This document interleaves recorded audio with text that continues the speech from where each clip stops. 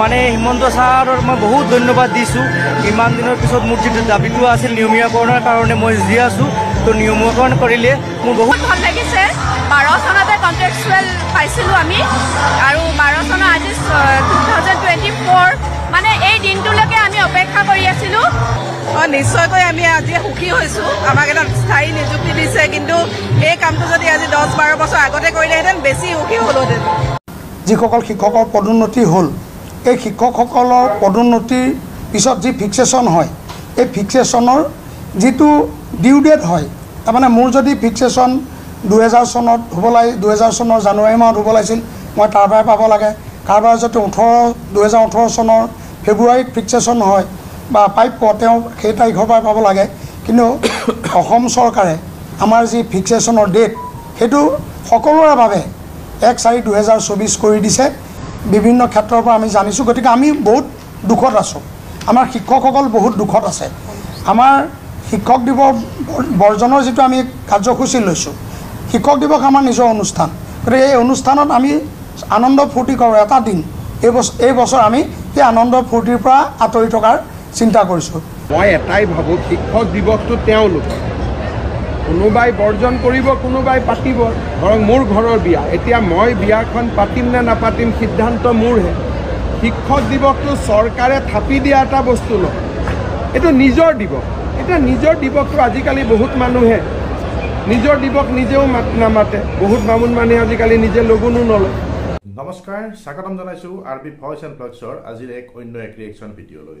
তো যোৱাকালি অৰ্থাৎ 2 তাৰিখ ছেপ্টেম্বৰ মাহ আৰু চন হৈছে 2024। তো কালি যি শিক্ষক নিযুক্তিৰ যি নিয়োগ পত্ৰ বিতৰণ কৰিলে, সেই নিয়োগ পত্ৰ বিতৰণক লৈ অসমৰ মুখ্যমন্ত্ৰী ডাঙৰীয়াই কি ক'লে আৰু সেই নিয়োগ পত্ৰ পাই শিক্ষকসকলৰ কিছুমানৰ অনুভৱ আমি জানিবলৈ চেষ্টা কৰিম। আৰু লগতে 5 ছেপ্টেম্বৰ শিক্ষক দিৱস, কোনসকল শিক্ষকে শিক্ষক দিৱসৰ বৰ্জনৰ কথা ক'লে আৰু ইয়াক লৈ মুখ্যমন্ত্ৰীৰ কি প্ৰতিক্ৰিয়া, কি আমি সকলোখিনি জানিম। আৰু এইখিনি জনাৰ পিছত, এইখিনি চোৱাৰ পিছত আমি চেষ্টা কৰিম আমাৰ মতামত জানিবলৈ, আৰু জানিবলৈ চেষ্টা কৰিম আপোনালোকৰ মতামত আৰু আমাৰ প্ৰতিক্ৰিয়া। তেনেহ'লে আহক আমি সেই ভিডিঅ' ক্লিপকেইটা চাই লওঁ। দিনটো আমাৰ বাবে আন এক লক্ষ্য প্ৰাপ্তিৰ বাবেও এটা স্মৰণীয় দিন। বিগত নিৰ্বাচনৰ সময়ত মই সিদ্ধান্ত গ্ৰহণ কৰিছিলোঁ আৰু ৰাইজৰ আগত কৈছিলোঁ যে আমাৰ চৰকাৰ যেতিয়া শাসনলৈ আহিব, আমি 1 লাখ যুৱক যুৱতীক নিযুক্তি প্ৰদান কৰিম। আজি আমাৰ এই নিযুক্তিৰ প্ৰক্ৰিয়াত এই উপস্থিত শিক্ষকসকলক যদি আমি বাদ দিওঁ, তথাপিতো আমি 1,389টা সংখ্যাত আমি অৱতীৰ্ণ হ'লোঁ। অৰ্থাৎ আমাৰ ৰাজ্য চৰকাৰে গৌৰৱেৰে সৈতে আজিৰ দিনটোত আমি 1 লাখ নিযুক্তিৰ যিটো আমাৰ লক্ষ্য আছিল, তাক আমি পাৰ কৰিলোঁ। আৰু যদি আজি স্থায়ীভাৱে নিযুক্তি পোৱা 23,955জন শিক্ষকক আমি যদি হিচাপত লওঁ, তেতিয়াহ'লে 2021 চনৰ পৰা ৰাজ্য চৰকাৰৰ আমাৰ কৰ্মচাৰীৰ সংখ্যাত 1,24,345জন চৰকাৰী কৰ্মচাৰী লিপিবদ্ধ হ'ল। যোৱা স্বাধীনতাৰ পিছত 78 বছৰ পাৰ হৈ গ'ল, কোনো চৰকাৰে আজিলৈকে কেতিয়াও একেলগে 1 লাখ নিযুক্তি দিবলৈ সক্ষম হোৱা নাছিল।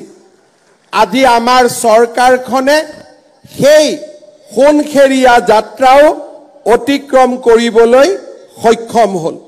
মই আশা কৰোঁ যে এই ধৰণে অসমৰ যুৱক যুৱতীৰ আশা আকাংক্ষা পূৰণৰ হকে আমি নিৰন্তৰ গতিত কাম কৰি যাব পাৰিম, আৰু ৰাইজৰ আশীৰ্বাদত এই ধৰণে আমি আগুৱাই যাবলৈ সক্ষম হ'ম।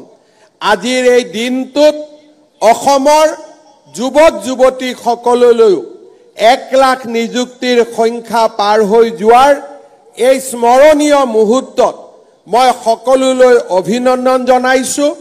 আৰু অহা বছৰৰ ভিতৰত নতুনকৈ আৰু 50,000 চৰকাৰী চাকৰি দিয়াৰ প্ৰচেষ্টাত আমি অৱতীৰ্ণ হ'ম।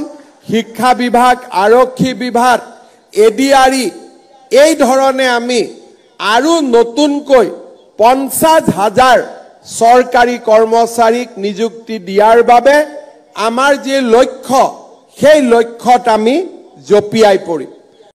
অসমৰ জাতীয় জীৱনত এনে সুন্দৰ 5টা বছৰ কেতিয়াও আমি দেখা পোৱা নাছিলোঁ, যিটো 5টা বছৰত এটকাও ঘোষ নিদিয়াকৈ চৰকাৰী চাকৰি পোৱা এটা ডাঙৰ মাইলৰ খুঁটি আমি অসমৰ জাতীয় জীৱনত স্থাপন কৰিবলৈ সক্ষম হ'লো।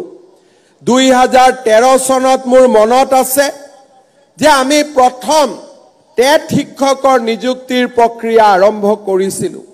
তাৰ আগতে অসমৰ শিক্ষক নিযুক্তিৰ যিটো ব্যৱস্থা সেই ব্যৱস্থা কলুষিত আছিল, পংকিলতাৰে পৰিপূৰ্ণ আছিল। যেতিয়া টেট শিক্ষকক নিযুক্তি দিবলৈ শিক্ষা মন্ত্ৰী হিচাপে মই বলিষ্ঠতাৰে আগবাঢ়িছিলোঁ, তেতিয়া মোৰ লগত মোৰ ৰাজনৈতিক সমৰ্থনো নাছিল। নিজৰ চৰকাৰখনৰ ভিতৰতে মই সমালোচনাৰ সন্মুখীন হৈছিলোঁ।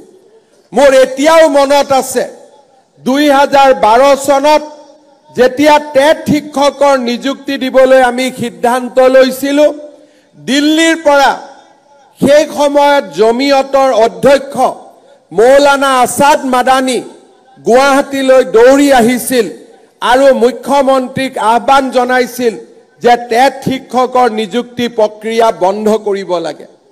মোৰ আজিও মনত আছে যে সেই সময়ত টেট শিক্ষক নিযুক্তি দিবলৈ যাওঁতে তেতিয়া সৰ্বশিক্ষা অভিযানৰ মিছন ডাইৰেক্টৰত ৰাজনৈতিকভাৱে চৰকাৰত উচ্চ পদত অধিষ্ঠিত ব্যক্তি এগৰাকীৰ কোঠাত কান্দিবলগীয়াৰ পৰিৱেশ হৈছিলে। কান্দি কান্দি মোৰ কোঠালৈ উভতি আহি কৈছিল যে ছাৰ, মোৰ চাকৰি বন্ধ হৈ যাব, আপুনি টেট শিক্ষকৰ নিযুক্তি প্ৰক্ৰিয়া বন্ধ কৰি দিলে মই বাচি যাব পাৰিম।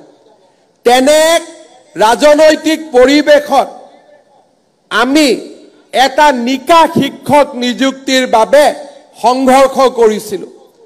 শ উচ্চ ন্যায়ালয়ৰ গোচৰ আমি একেলগে এবছৰৰ ভিতৰত আমি ফাইট কৰিছিলোঁ। সুপ্ৰিম কোৰ্টলৈকে গৈ গুৱাহাটী হাইকোৰ্টৰ প্ৰায় 500টাতকৈও অধিক গোচৰ একেলগে আমি নিষ্পত্তি কৰি আনিবলৈ সক্ষম হৈছিলোঁ। যেতিয়া টেট শিক্ষকৰ নিযুক্তি হৈছিল, আজি অসম বিধানসভাত দপদপাই থকা এজন নিৰ্দলীয় বিধায়কে কৈছিল যে এই চাকৰিবোৰ হিমন্ত বিশ্ব শৰ্মা যিদিনাখনে শিক্ষামন্ত্ৰী নোহোৱা হৈ যাব, সেইদিনাখনে টেট শিক্ষকৰ চাকৰিবিলাকো নোহোৱা হৈ যাব। আজি তেখেত মেডিকেল কলেজত ট্ৰিটমেণ্ট লৈ আছে, ভগৱানে তেওঁক সুস্থ কৰক। কিন্তু আজিৰ এই সোণখেৰীয়া দিনটোত মই যোৱাকালি তেখেতক সাক্ষাৎ কৰি কৈ আহিছিলোঁ যে অসমৰ টেট শিক্ষকসকলে আজি স্থায়ীভাৱে নিযুক্তি পাব। এতিয়া আৰু তেওঁলোকৰ জীৱনৰ সন্মুখত কোনো প্ৰশ্নবোধক চিন নাথাকে। জীৱনত এই টেট শিক্ষকৰ নিযুক্তিক লৈ কেনেকে নিযুক্তি হ'ব? প্ৰথম টেটৰ পৰীক্ষাৰ যেতিয়া আৰম্ভ হৈছিল, কুৱেশ্যন পেপাৰ লিক হ'ল, অমুকৰ সমষ্টিৰ লৰাই পালে। 2012 আৰু 13 চনৰ যদি অসমৰ বাতৰি কাকত পঢ়ো, মোক সমালোচনাৰে মোক জীৱন দুৰ্বিষহ কৰি দিছিল। কিন্তু আজি 10টা বছৰ পিছত থিয় হৈ মই গৌৰৱ অনুভৱ কৰোঁ যে এতিয়া অসমৰ পিছপৰা গাঁৱৰ মানুহেও কয় যে ছাৰ, আমাৰ স্কুলত এজন টেট শিক্ষকক নিযুক্তি দিয়ক। এয়া হৈছে অসমৰ শিক্ষা জগতৰ এক নৱজাগৰণৰ সময় আছিল। 2011, 12, 13ত ৰাজনৈতিকভাৱে যথেষ্ট কষ্টৰ সন্মুখীন হৈও কেইটামান কথা মাত্ৰ মই আজি উনুকিয়ালো। সেই সময়ৰ গোটেই ৰাজনৈতিক পৰিৱেশ কণ্টকময় হোৱাৰ স্বত্তেও শিক্ষা মিত্ৰ আদিৰ প্ৰচণ্ড আন্দোলনৰ মাজতো সকলোকে লগত লৈ সকলোৰে সমস্যা সমাধান কৰি অসমৰ শিক্ষা জগতত আমি এক নৱজাগৰণৰ আমি আৰম্ভ কৰিছিলোঁ। ইয়াৰ লগতে আজি আমি এইটো কথাও ক'ব খুজিছোঁ যে ৰাজ্য চৰকাৰে এই বছৰ প্ৰায় ৬,০০০ স্কুলত আমি হেডমাষ্টাৰৰ পদ আমি নতুনকৈ অনুমোদন কৰাৰ বাবে আমি সিদ্ধান্ত গ্ৰহণ কৰিছোঁ। এতিয়া আজি স্থায়ী হোৱা শিক্ষকসকলেও সেই প্ৰধান শিক্ষক হোৱাৰ স্কুলৰ ছিনিয়ৰিটিৰ ভিত্তিত এটা সুবিধা লাভ কৰিব, যিটো আপোনালোকৰ বহুজনৰ বাবে যদি চুক্তিবদ্ধ শিক্ষক হৈ থাকিলে আমি হেডমাষ্টাৰ কৰিব নোৱাৰিলোহেঁতেন। এতিয়া যিহেতু আপোনালোক স্থায়ীভাৱে নিযুক্তি হ'ল, সেই ৬,০০০ পদতো হেডমাষ্টাৰলৈকে যাবৰ বাবেও আপোনালোকৰ সুবিধা মুকলি হৈ ৰৈ যাব। যিসকল শিক্ষকৰ পদোন্নতি হ'ল, এই শিক্ষকসকলৰ পদোন্নতিৰ পিছত যি ফিক্সেশ্যন হয়, এই ফিক্সেশ্যনৰ যিটো ডিউ ডেট হয়, তাৰমানে মোৰ যদি ফিক্সেশ্যন ২০০০ চনত হ'ব লাগে, ২০০০ চনৰ জানুৱাৰী মাহত হ'ব লাগিছিল, মই তাৰ পৰাই পাব লাগে। কাৰোবাৰ যদি ২০১৮ চনৰ ফেব্ৰুৱাৰীত ফিক্সেশ্যন হয় বা প্ৰাপ্য, তেওঁ সেই তাৰিখৰ পৰাই পাব লাগে। কিন্তু অসম চৰকাৰে আমাৰ যি ফিক্সেশ্যনৰ ডেট, সেইটো সকলোৰে বাবে ১/৪/২০২৪ কৰি দিছে, যিটোৱে আমাৰ সকলো শিক্ষকক মনোকষ্ট দিছে। কাৰণ আমাৰ পদোন্নতি পাবলগীয়া শিক্ষক ২০২০ চনতো আছিল, ২২ চনতো আছিল, ২৩ চনতো আছিল, ২৪ চনতো আছিল। সকলো শিক্ষকৰ যিটো পদোন্নতি সেইটো ১/৪/২০২৪ কৰি দিয়াৰ কাৰণে আমাৰ যিখিনি পুৰণা শিক্ষকৰ পদোন্নতি, তেওঁলোকে সেই পদোন্নতিৰ বছৰসমূহ হেৰুৱালে। আৰু নতুন শিক্ষকেও যিখিনিয়ে কম সময়ত ধৰক ২৩ত পদোন্নতি পাব লাগে, তেওঁলোকে ২৪ত পালে। আৰু যিজনে ১৫, ১৬, ১৮, ২০ত পাব লাগে, তেওঁ ১/৪/২০২৪ত পালে। গতিকে আমাৰ শিক্ষকসকলৰ যি পদোন্নতিৰ ডিউ ডেট, সেই ডিউ ডেটৰ মতে আমাৰ পদোন্নতি হ'ব লাগে, সেইটো আমাৰ দাবী। লগতে এতিয়া যদি এই ধৰণে পদোন্নতি দিয়ে, তেতিয়াহ'লে আমাৰ নতুন শিক্ষক আৰু পুৰণি শিক্ষকৰ মাজত কোনো ধৰণৰ পাৰ্থক্য নাথাকিব, সকলোৱে একে সময়তে পদোন্নতি পাব। আমাৰ জ্যেষ্ঠতা বা আমাৰ কনিষ্ঠতাৰ মাজত যি পাৰ্থক্য, সেইটো নাথাকিব। গতিকে আমাৰ যিটো ডিউ ডেট আমাৰ অতীজৰ পৰা চলি আহিছিল, আমি মাননীয় অসমৰ মুখ্যমন্ত্ৰী ডাঙৰীয়া, শিক্ষামন্ত্ৰী ডাঙৰীয়াক আমি অনুৰোধ জনাইছোঁ, আমাৰ ডিউ ডেটৰ পৰা আমাৰ পদোন্নতি দিব লাগে। সেইটো হৈছে আমাৰ আজি আপোনালোকক অৱগত কৰিবলগীয়া কথা। লগতে আমাৰ যোৱা ৮ নৱেম্বৰ ২০২৩ বৰ্ষত এখন OM উলিয়াইছিল। এই OMখনেও আমাৰ পদোন্নতি ক্ষেত্ৰত কিছুমান বিসংগতি আনি দিলে। গতিকে এই OMখনৰ বিষয়েও আমি সংশোধনী আনিবৰ কাৰণে ইতিমধ্যে বিভিন্ন দাবী জনাইছোঁ। কিন্তু আজিলৈকে আমাৰ দাবীৰ প্ৰতি মাননীয় মুখ্যমন্ত্ৰী ডাঙৰীয়া, শিক্ষামন্ত্ৰী ডাঙৰীয়াই সঁহাৰি জনোৱা নাই। কিন্তু আমি জানিব পাৰিছোঁ তেওঁলোক এই সম্পৰ্কে সম্পূৰ্ণ অৱগত, বিভিন্ন ক্ষেত্ৰৰ পৰা আমি জানিছোঁ। গতিকে আমি বহুত দুখত আছোঁ, আমাৰ শিক্ষকসকল বহুত দুখত আছে। আমাৰ শিক্ষক দিৱস বৰ্জনৰ যিটো আমি কাৰ্যসূচী লৈছোঁ, শিক্ষক দিৱস আমাৰ নিজৰ অনুষ্ঠান। গতিকে এই অনুষ্ঠানত আমি আনন্দ ফূৰ্তি কৰোঁ এটা দিন, এই বছৰ আমি সেই আনন্দ ফূৰ্তিৰ পৰা আঁতৰি থকাৰ চিন্তা কৰিছোঁ। যোৱা দুদিনত আমাৰ এখন কাৰ্যনিৰ্বাহক সভা আৰু এখন আমাৰ মাণ্ডলিক আৰু কাৰ্যনিৰ্বাহকসকলৰ যৌথ সভা হ'ল। এই দুইখন সভাই আমাক দায়িত্ব প্ৰদান কৰিছে যে আমি ৫ তাৰিখে আমাৰ শিক্ষক দিৱস আমি বৰ্জন কৰিব লাগে। আমি ছাত্ৰ ছাত্ৰীক আমি আশীৰ্বাদ প্ৰদান কৰিম, তেওঁলোকৰ লগত থাকিম, কিন্তু আগৰ নিচিনাকৈ যিবিলাক আমাক তেওঁলোকে উপহাৰ যাচে, সেইবিলাক লোৱাৰ পৰা আমি বিৰত থাকিম। গতিকে এনেকুৱা ধৰণৰ আমি সিদ্ধান্ত লৈছোঁ। আমি মাননীয় মুখ্যমন্ত্ৰী ডাঙৰীয়া, তেখেতে আমাৰ সকলো কথা বুভা লৈ থাকে, আমি জানো তেখেতে আমাৰ সকলো কথা বুজি পায়। গতিকে আমি তেখেতক এই সমস্যা সমাধান কৰি দিবৰ কাৰণে এই মঞ্চৰ পৰা আহ্বান জনাইছোঁ। অসমৰ ১০,০০০ শিক্ষকৰ হৈ এইখন কমিটিয়ে আমি তেখেতক অনুৰোধ জনাইছোঁ। সন্মানীয় আমাৰ যি শিক্ষামন্ত্ৰী মহোদয়, আমি তেখেতকো আমি অনুৰোধ জনাইছোঁ যাতে আমাৰ এই যিখিনি আমি দুটা সমস্যাত আছোঁ, ইয়াৰ লগতে শিক্ষকৰ আৰু বহু সমস্যা আছে, এই সমস্যাবিলাকো সমাধান কৰিব লাগিব। কিন্তু এই দুটা কথাত আমি বেছি গুৰুত্ব দি আমাৰ যাতে শিক্ষকসকলৰ মনোকষ্ট তেখেতে আঁতৰ কৰে, এই কথাটোত আজি আমি ইয়াত আপোনালোকৰ জৰিয়তে তেখেতসকলক আহ্বান জনাইছোঁ।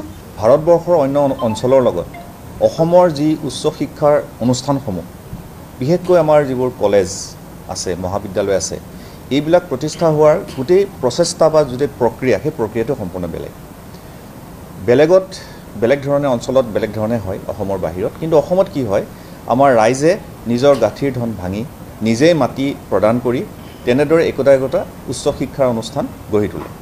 অসমত বেছিভাগ কলেজেই তেনেদৰে ৰাইজে গঢ়ি তোলা কলেজ। আৰু পৰ্যায়ক্ৰমে সময়ৰ মূৰত কি হয় যে সেই শিক্ষানুষ্ঠানবিলাকত নতুন প্ৰগ্ৰেম নতুন কোৰ্চ খুলিবলগীয়া হয় আৰু তাৰ কাৰণে শিক্ষকৰ প্ৰয়োজন হয়। সেইমতে তেওঁলোকে যিবিলাকে উচ্চ শিক্ষাত শিক্ষিত হৈছে, মাষ্টাৰ ডিগ্ৰী কৰিছে বা বেলেগ ধৰণৰ PhD কৰিছে, তেওঁলোকক আহ্বান কৰে অঞ্চলৰ ৰাইজে, তেওঁলোকে আহি শিক্ষা প্ৰদান কৰে। তেনেদৰে একোখন অঞ্চল লাহে লাহে উন্নতিৰ ফালে আগুৱাই যায় বা শৈক্ষিক খণ্ডৰ উন্নয়ন হয়। আৰু কেৱল সমস্যাটো এইটোৱে হয় যে চৰকাৰে তেওঁলোকক চাকৰিসমূহ নিয়মীয়া কৰোঁতে কেতিয়াবা সময় লয়। এতিয়া চাওক, আমাৰ অসমত বহুত কলেজ প্ৰাদেশিকৰণ হৈছে 2013 চনত বা তাৰ পিছত। গতিকে আৰু বিভিন্ন যিবোৰ পুৰণি আমাৰ মহাবিদ্যালয় আছে, সেই মহাবিদ্যালয়বিলাকতো বহুতো শিক্ষকৰ চাকৰি নিয়মীয়াকৰণ হওঁতে বহুদিন লাগিছে। তেওঁলোকে 10 বছৰ 15 বছৰমান অতি কম বেতনেৰে চাকৰি কৰিছে আৰু তাৰপিছত তেওঁলোকৰ চাকৰি নিয়মীয়া হৈছে। ঠিক তেনেকৈ 2013 বা তাৰপিছত যিবোৰ কলেজ প্ৰাদেশিকৰণ হৈছে, সেইবোৰ কলেজৰ শিক্ষকসকলৰ কি হৈছে, বহু বছৰ ধৰি তেওঁলোকে অতি কম বেতনত চাকৰি কৰিছে, কৰি তেওঁলোকৰ জীৱনৰ যিখিনি মূল্যৱান সময় সেইখিনি তেওঁলোকে কিন্তু ছাত্ৰ ছাত্ৰীৰ কাৰণে, সমাজখনৰ কাৰণে তেওঁলোকে দি আহিছে, সমাজকে তেওঁলোকে সেৱা আগবঢ়াই আহিছে। গতিকে তেওঁলোকৰ চাকৰি বহুত দেৰিকৈ নিয়মীয়া হৈছে। গতিকে তেওঁলোকে চাকৰি জীৱনকাল 10 বছৰ 15 বছৰ বা অতি বেছি 20 বছৰ পায়। তেনেস্থলত যদি তেওঁলোকৰ যিটো প্ৰমোশ্যন সেই প্ৰাপ্য সময়মতে যদি তেওঁলোকে নাপায়, যেনে ইতিমধ্যে সভাপতি মহোদয়ে কোৱাৰ দৰে যে এজন আমাৰ চাকৰিয়ালে 45 বছৰ বয়সত 2013 চনত তেওঁৰ চাকৰি নিয়মীয়া হ'ল। এতিয়া নিয়মমতে 2013 চনৰ পৰা 6 বছৰৰ পিছত 2019 চনত তেখেতে প্ৰথমটো প্ৰমোশ্যন পাব লাগে। তাৰপিছত তাৰ লগত যদি আমি 5 বছৰ যোগ কৰোঁ, 2024ত তেওঁ দ্বিতীয় প্ৰমোশ্যনটো পাব লাগে। ইয়াৰ লগত আৰু 3 বছৰ যোগ কৰিলে 2027 চনত তেখেতে তৃতীয় প্ৰমোশ্যন, তাৰমানে এছ'চিয়েট প্ৰফেচাৰ পাব লাগে। কিন্তু চৰকাৰে 29 জানুৱাৰীত যিখন লিষ্ট পাব্লিছ কৰিলে, যিখন লিষ্ট উলিয়ালে, সেইখনত দিছে যে সকলোৱে প্ৰমোশ্যন একেলগে 1/4/2024ত পাব, তাৰমানে 1 এপ্ৰিলত পাব। এতিয়া চাওকচোন, সেই তেওঁলোকৰ নিচিনা যিবোৰ শিক্ষক আছে তেওঁলোকৰ কি অৱস্থা হ'ব? তেওঁলোকে যদি 2013ত নিয়মীয়া হোৱাৰ পিছত চাকৰি 2013ৰ পৰা আমি যদি 6 যোগ কৰোঁ, 2019 চনত তেওঁ প্ৰথম প্ৰমোশ্যনটো পাব লাগিছিলে, 2024ত তেওঁ দ্বিতীয় প্ৰমোশ্যনটো পাব লাগিছিলে, তেওঁ প্ৰথম প্ৰমোশ্যনটোহে পাব 2024ত। তাৰমানে তেওঁ জীৱনৰ যে 5 বছৰ, তাৰ আগতেতো তেওঁ বহুত বছৰ হেৰুৱালেই, কাৰণ তেওঁ চাকৰি নিয়মীয়া হৈছে 2013 চনত। তাৰ আগতে তেওঁ 10 বছৰমান কাম কৰিছে বিনা বেতনেৰে, অতি কম বেতনেৰে। তাৰপিছতো তেওঁ আৰু 5 বছৰ তেওঁ হেৰুৱালে। ফলত কি হ'ব, তেওঁ ৰিটায়াৰ হৈ যাব, কিন্তু জীৱনত যিকেইটা প্ৰমোশ্যন পাব লাগে, তেওঁ শিক্ষা খণ্ডলৈ যি সেৱা আগবঢ়ালে তাৰ সেই কাৰণে তেওঁ যিখিনি প্ৰমোশ্যন পাব লাগে সেই প্ৰমোশ্যনকেইটা তেওঁ নাপাব, তাৰ পৰা বঞ্চিত হ'ব। আৰু চাওক, আমাৰ মানুহখিনি এই নতুন মানুহ গোটেইখিনি আছে NPSৰ আওতাত আছে। গতিকে আগৰ পুৰণি পেঞ্চন ব্যৱস্থাৰ নিচিনাকৈ এওঁলোকৰ কাৰণে পেঞ্চন বা আমাৰ কাৰণে পেঞ্চন নিশ্চিত নহয়। গতিকে আমাৰ সেলফ কণ্ট্ৰিবিউটৰী হয়। NPSৰ যিটো ছিষ্টেম, তাত কি হয়, তেওঁ দৰমহাৰ পৰা এটা কণ্ট্ৰিবিউশ্যন যায়, তাৰ ওপৰত তেওঁ পেঞ্চনটো নিৰ্ভৰ কৰে। গতিকে যদিহে তেওঁ প্ৰমোশ্যন নহয়, তেওঁৰ দৰমহা যদি কমি থাকে, তেওঁ অৱসৰী জীৱনত কি হ'ব? গতিকে এই যিটো ব্যৱস্থা আহিছে, এই ব্যৱস্থাটোৱে আমাৰ শিক্ষকসকলৰ অৱসৰী জীৱনৰ প্ৰতি এটা ভাবুকি কঢ়িয়াই আনিছে, এটা অনিশ্চয়তা কঢ়িয়াই আনিছে। গতিকে এই ক্ষেত্ৰত আমি সেইকাৰণেই আমি এইখন কাৰ্যনিৰ্বাহক সমিতিয়ে যেতিয়া আমি কাৰ্যভাৰ গ্ৰহণ কৰিলোঁ, কাৰ্যভাৰ গ্ৰহণ কৰাৰ পিছত আমি যোৱা 4 মাৰ্চ তাৰিখেই অসম চৰকাৰলৈ এই বিষয়ে আমি এখন মেমৰেণ্ডাম আমি পঠাইছিলোঁ। তাৰপিছতো পৰ্যায়ক্ৰমে আমি অসম চৰকাৰৰ উচ্চপদস্থ বিষয়াসকল, মাননীয় শিক্ষামন্ত্ৰী ডাঙৰীয়া আৰু তাৰপিছত আমি মুখ্যমন্ত্ৰী ডাঙৰীয়ালৈকো আমি পত্ৰ পঠাইছোঁ যে আমাৰ লগত বহক, আহক, এই সমস্যাখিনি আমাক সমাধান কৰি দিয়ক। আৰু এনেকুৱা নহয় যে তেওঁলোকৰ ফালৰ পৰা কোনো ধৰণৰ যোগাত্মক আমি মন্তব্য বা যোগাত্মক কোনো মনোভাৱ আমি দেখা নাই, তেনেকুৱাও নহয়। আমাক উচ্চ শিক্ষাৰ যিসকল উচ্চপদস্থ বিষয়া আছে, ডাইৰেক্টৰ হায়াৰ এডুকেশ্যন বা আমাৰ কমিশ্যনাৰ ছেক্ৰেটাৰী হায়াৰ এডুকেশ্যন, তেওঁলোক সকলোৱে কিন্তু যথেষ্ট যোগাত্মকভাৱেই আমাৰ লগত কথা পাতিছে, তেওঁলোকে সমস্যাবিলাকো বুজি পাইছে। ঠিক তেনেকৈ শিক্ষামন্ত্ৰী ডাঙৰীয়াও আমাৰ লগত যেতিয়াই অনানুষ্ঠানিকভাৱে য'তেই লগ পাইছে, কথা পাতিছে, তেতিয়াও তেখেতে কিন্তু যথেষ্ট মনোযোগে আমাৰ কথা বতৰাবিলাক শুনিছে। কিন্তু আমি বিচাৰিছোঁ যে তেওঁলোকে অনানুষ্ঠানিক নহয়, আনুষ্ঠানিকভাৱে আমাৰ লগত বহক, আনুষ্ঠানিকভাৱে আমাৰ কথাখিনি শুনক, যে আমাৰ কথাত যুক্তি আছেনে নাই তেওঁলোকে বিচাৰ কৰি চাওক। কাৰণ এয়া আমি অতিৰিক্তভাৱে একো বিচৰা নাই, এয়া আমাৰ প্ৰাপ্য। প্ৰমোশ্যন সময়মতে পোৱাটো এটা প্ৰাপ্য, সেইটো আমি অতিৰিক্তভাৱে একো বিচৰা নাই চৰকাৰৰ পৰা। আমাৰ যিটো প্ৰাপ্য সেইটোৱে দিয়ক, সেই প্ৰাপ্য পালেই আমি সুখী, সেই প্ৰাপ্য পালে আমি সুখী। আৰু লগতে আৰু এটা কথা আমি সংগঠনৰ ফালৰ পৰা আমি কৈছোঁ যে যদিহে চৰকাৰে ইয়াত কিবা তেওঁলোকৰ যিটো ফাইনেন্সিয়েল বাৰ্ডেন তাৰ কথা যদি ভাবিছে সেই ক্ষেত্ৰত আমাৰ স্পষ্ট আমি কৈছোঁ যে 1/4/2024 পৰাই যিসকলে যেনেদৰে তেওঁলোকে ছিনিয়ৰিটিটো কাউণ্ট হওক জ্যেষ্ঠতাটো হিচাপ হওক সেই জ্যেষ্ঠতা অনুযায়ী তেওঁলোকে যি দৰমহা পাব সেয়াই পাওক তাৰ আগৰ পইচাৰ কথা বা তাৰ আগৰ যিখিনি এৰিয়াৰৰ কথা সেইটো আমাৰ মানুহে কোৱাই নাই গতিকে আমি সেইখিনি আমি চৰকাৰৰ কাৰণে এই মুহূৰ্তত ছেক্ৰিফাইচ কৰিবলৈ সাজু আছোঁ 12 বছৰ কাম কৰাৰ পিছত ধুবুৰী বা চাউথ চালমাৰাত কাম কৰা শিক্ষক শিক্ষয়িত্ৰীসকলেও নিজৰ ল'ৰা ছোৱালীক এখন বহল পৃথিৱীৰ সন্ধান দিব বিচাৰে সেইকাৰণে 12 বছৰ যিসকলে শিক্ষকতা সম্পূৰ্ণ কৰিলে ধুবুৰী আৰু চাউথ চালমাৰা জিলাত যিসকলে ইচ্ছা কৰে সকলোকে নহয় তেওঁলোকক আমি 1/3 কৰি 3 বছৰত তেওঁলোকৰ গৃহ জিলা বা গৃহ জিলাৰ ওচৰৰ জিলালৈ লৈ আহিম কাৰণ প্ৰত্যেকজন শিক্ষকে 12 বছৰ কাম কৰাৰ পিছত নিজৰ গৃহ জিলালৈ যাবৰ বাবে ইচ্ছা কৰে গতিকে তেওঁলোকৰ বহুদিনীয়া দাবী এটাৰ আমি সমাধান কৰিম আমাৰ 2 অক্টোবৰৰ পৰা পুলিচৰ দৌৰা আৰম্ভ হ'ব ছেপ্টেম্বৰত ADRE আৰম্ভ হ'ব ডিচেম্বৰৰ ভিতৰত এডুকেশ্যনৰ লিষ্ট আৰম্ভ হ'ব নৱেম্বৰত মেডিকেলৰ নিযুক্তিৰ কাম আৰম্ভ হ'ব গতিকে 50,000 নিযুক্তি আমি লাইনত দি দিছোঁ আৰু আমাৰ কাৰ্যকালতে ইয়াক সম্পন্ন কৰিব চেষ্টা কৰিম যদি কোৰ্ট কেছ নহয় জ্যেষ্ঠতা কাৰো নাই জ্যেষ্ঠতা থাকিবই তেওঁলোকতো মই আজি ক'লোৱেই যে জ্যেষ্ঠতাৰ ভিত্তিত এতিয়া তেওঁলোকে হেডমাষ্টাৰো হ'ব পাৰিব মইতো তাতে ক'লো আমি জ্যেষ্ঠতা কৰ্তন কৰা নাই 6,000 এতিয়া হাইস্কুলৰ হেডমাষ্টাৰ পোষ্ট ওলাব শিক্ষকসকলেও তাত জ্যেষ্ঠতাৰ ভিত্তিত আবেদন কৰিব পাৰিব আৰু তেওঁলোকৰ জ্যেষ্ঠতাটো ক'তো কমি নাযায় কাৰণ যি স্কুলত আছিলে সেই স্কুলতে আমি তেওঁক নিযুক্তি দিছোঁ গতিকে সেই স্কুলত ছিনিয়ৰিটিত তেওঁ যিমান নম্বৰত আছিলে সেই নম্বৰতে তেওঁলোক থাকিব ছিনিয়ৰিটি কৰ্তন হোৱাৰ কথাটো অহাই নাই ময়ো তুচ্ছতাচিল্য কৰি দিলে হৈ যাব মানে কোনো আপত্তি নাই কিন্তু এইটো ইলেকশ্যনৰ আগত হ'ব নালাগে এই যে গুৰু বন্দনা এই গুৰু বন্দনাটো তেওঁ আজি ইমান দিন কৰিয়ে থাকিব লাগিছিল ইলেকশ্যনৰ আগত কৰিলে মানুহে সন্দেহৰ চকুৰে চায় গতিকে গুৰু বন্দনা জীৱনৰ আদৰ্শত সমাহিত হৈ থাকিব লাগে ইলেকশ্যন ৰিলেটেড হ'ব নালাগে যোৱা বছৰো কৰিব পাৰিলেহেঁতেন তাৰ আগৰ বছৰো কৰিব পাৰিলেহেঁতেন তাৰ আগৰ বছৰো কৰিব পাৰিলেহেঁতেন আজি 78 বছৰেতো কংগ্ৰেছে কেতিয়াও গুৰু বন্দনা কৰা নাই অসম আন্দোলনৰ সময়ত কিমান গুৰুক জেলত থৈছিলে তেওঁলোকে হিচাপ কৰক আজি আপোনালোকে চাওক যদি অসমত বিজেপি নাথাকিলেহেঁতেন ইমান গুৰুটো স্থায়ী নিযুক্তিও নহ'লহেঁতেন গতিকে শিক্ষক দিৱসৰ আগত আটাইতকৈ ডাঙৰ গুৰু বন্দনাটো আমি কৰি দিম মই এটাই ভাবোঁ শিক্ষক দিৱসটো তেওঁলোকৰ কোনোবাই বৰ্জন কৰিব কোনোবাই পাতিব ধৰক মোৰ ঘৰৰ বিয়া এতিয়া মই বিয়াখন পাতিম নে নাপাতিম সিদ্ধান্ত মোৰহে শিক্ষক দিৱসটো চৰকাৰে থাপি দিয়া এটা বস্তু নহয় এইটো নিজৰ দিৱস এতিয়া নিজৰ দিৱসটো আজিকালি বহুত মানুহে নিজৰ দিৱস নিজেও নামাতে বহুত মানুহে আজিকালি নিজে লগুণো নলয় হয় নহয় বহুত মানুহে আজিকালি বিয়াখন কোৰ্টত গৈ পাতে মন্দিৰ মছজিদত নাপাতে গতিকে এইটো নিজৰ কথা যে নিজৰ দিৱসটো আমি পাতিম নে নাপাতিম সেইটো নিজৰ সিদ্ধান্ত কিন্তু এইটো এনেকুৱা সিদ্ধান্ত নহয় যে চৰকাৰৰ কিবা দিৱস এইটো চৰকাৰী দিৱস নহয় চৰকাৰেও পাতে বেলেগ কথা কিন্তু শিক্ষক দিৱসটো শিক্ষকসকলৰ অনুষ্ঠান তেওঁলোকে চৰকাৰী অনুষ্ঠানটো বৰ্জন কৰি তেওঁলোকে নিজৰ ধৰণে পাতিলে হ'ল চৰকাৰৰ লগত ক'ৰবাত কিবা থাকিব পাৰে কাৰণ আমাৰ অসমখন দুখীয়া প্ৰদেশ